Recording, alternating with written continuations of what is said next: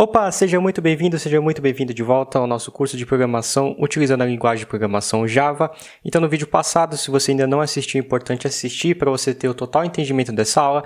A gente aprendeu sobre condições, como a gente trabalha utilizando parte de condições, para a gente conseguir fazer o nosso programa tomar decisões, como que a gente faz para validar que não foi o nosso caso de um aplicativo para somar, para subtrair, tá? E todo esse tipo de coisa que diz respeito a condições. Então, se você ainda não viu esse vídeo, assista o vídeo passado para a gente aprender mais sobre esse tópico. Agora, nesse vídeo, eu vou entrar um outro conceito da computação que a gente trabalha, que é o conceito de repetição de instruções, repetições que a gente chama aqui em programação como loops, ou seja, como que a gente faz um programa ser executado N vezes, várias vezes, ou até infinitamente, se assim a gente desejar, tá bom? Então, nessa aula de hoje a gente vai brincar com um projeto real, de novo, a gente fez um projeto real da calculadora no projeto passado, e nesse projeto dessa aula a gente vai tentar fazer, eventualmente, um gerador de senhas para gerar números da Mega Sena. Então, se você ganhar na Mega Sena com esses números gerados, se você puder compartilhar um percentual desses seus ganhos,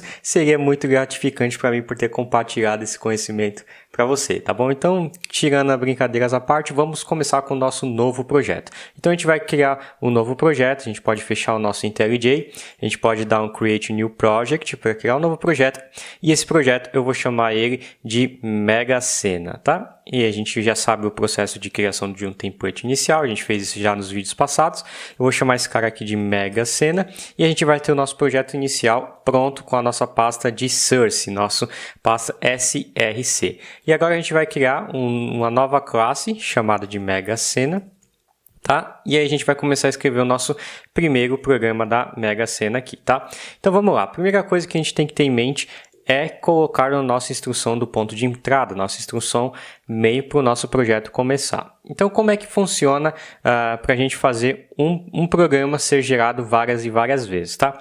Primeiro passo que a gente poderia fazer eventualmente é escrever a mesma instrução muitas vezes. Então, a gente vai fazer a primeira versão do nosso gerador de senha, bem simples aqui, sem utilizar o conceito de args que a gente usou no vídeo passado.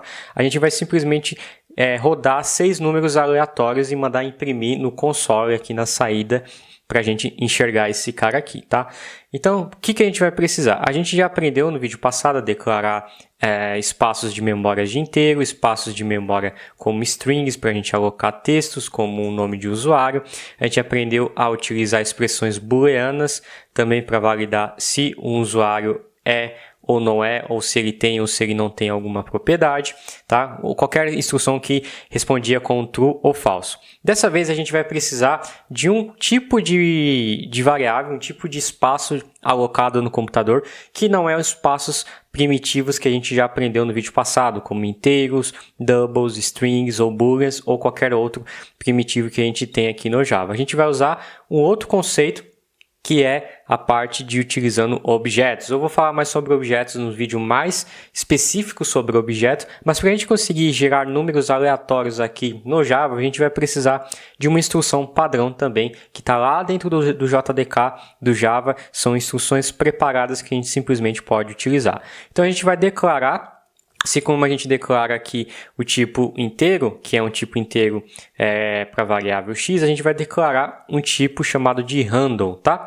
E a gente vai dar um enter, tá? A partir do momento quando a gente utiliza arquivos ou classes, ou qualquer conceito de tipos que não está dentro do nosso contexto principal, ele vai importar esse cara aqui, tá? Eu vou falar mais dessa linha aqui mais para frente, mas fica ligado se no seu código tem esse import com essa instrução aqui, com essa linha aqui, senão esse tipo de função que a gente for utilizar, no caso aqui esse tipo de objeto, esse tipo de propriedade, ele não vai ficar disponível para você, tá?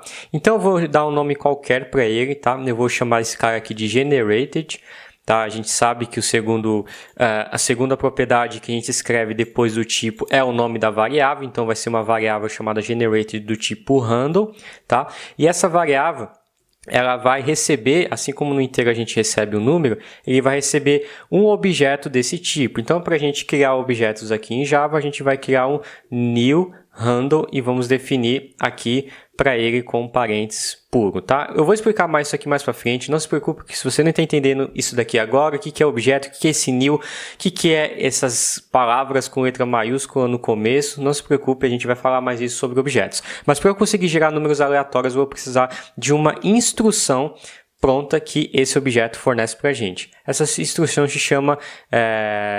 A gente vai pegar a variável e vamos executar essa instrução chamada de nextInt, tá? Essa nextInt, o próprio nome já diz, é o próximo número inteiro, então ele vai me gerar números inteiros aleatórios, tá bom? E eu posso especificar o limite para ele. Nesse caso, como a Mega Sena são 60 números, eu vou especificar aqui 60. Então, essa instrução obrigatoriamente vai me devolver um tipo inteiro, ele vai me devolver um inteiro chamado de next number. Eu vou chamar só de number, que é o nosso número gerado automaticamente, tá? Então, o que esse código aqui fez? Esse código aqui fez o seguinte, deixa eu apagar essa primeira linha aqui. Ele alocou um espaço de memória do tipo inteiro, com o nome de number, e esse espaço, o valor que está dentro desse espaço, veio de um número gerado automaticamente, de um número aleatório, pela instrução do nextInt desse objeto aqui, tá bom? Então, é isso daqui que ele está fazendo. De novo, não se preocupe se você não entende sobre objetos agora, mas é só para a gente gerar um número aleatório. Então, a gente vai imprimir esse número aqui para a gente conseguir internalizar o conceito de loops, que é o objetivo da nossa aula. Então, eu vou criar aqui um print e vamos rodar essa aplicação aqui. Então ele rodou e gerou o número 57. Se eu rodar novamente, ele vai gerar um outro número aleatório e assim por diante, tá? Agora, para eu gerar 6 números aleatórios desse daqui, eu poderia eventualmente ficar imprimindo sempre essa instrução 6 vezes, tá? A gente poderia sempre ficar trocando o número da variável e mandando ele imprimir novamente outras coisas. Mas se a gente tiver eventualmente 1000, como que a gente vai fazer? A gente vai criar 1000 linhas de código? Não, a gente não precisa criar 1000 linhas de código para fazer algo repetitivo, tá? Quando a gente quer fazer algo repetitivo em programação aqui no Java, a gente utiliza o conceito de while. Então, while significa enquanto. Enquanto o quê? Enquanto a expressão de dentro do parênteses for verdadeira, ele vai executar o bloco de código interno, tá? Então, por exemplo, se eu colocar uma expressão que seja verdadeira aqui, como, por exemplo, o próprio true, se eu colocar true aqui e tentar sempre imprimir o próximo número gerado, ele vai automaticamente ficar fazendo isso daqui infinitamente. Por quê? Porque eu especifiquei há uma condição para que o programa fique preso dentro desse loop. A gente chama essa condição de loop. Então, eu vou imprimir aqui novamente o número para a gente enxergar várias e várias vezes ele gerando números aleatórios, tá? Então, ele vai ficar rodando isso daqui para sempre até que eu consiga parar o meu programa, até que eu aperte o stop aqui ou o stop aqui para ele parar. Então, é infinitamente ou enquanto, né? Por isso o nome while, enquanto essa condição for verdadeira. Qual outra condição pode ser verdadeira aqui? Por exemplo, 1 igual a 1. 1 igual a 1? 1 é igual a 1. Então, é uma expressão verdadeira. Ele vai ficar executando para sempre, tá bom? Como é que a gente faz agora, eventualmente, para ele parar de sair dessa condição? Para ele parar de sair dessa condição, a gente precisa colocar algo que seja... alguma condição que pare. Então, como que a gente vai fazer? A gente pode declarar aqui, ó, um número inteiro chamado de i, tá? Vamos atribuir já 0 de cara para ele. E a gente coloca o seguinte, ó, enquanto a variável i for menor que 6, ele fica executando esse método, tá? E agora a gente vai precisar, de uma forma ou de outra, falar para ele sair desse loop infinito. E como que a gente vai fazer? A gente vai fazer de uma forma com que essa expressão fique inválida, ou seja, com essa expressão dê false. Para essa expressão dar false, é só a gente aumentar o número do i. Então, a gente vai pegar o i, recebe i mais 1, tá?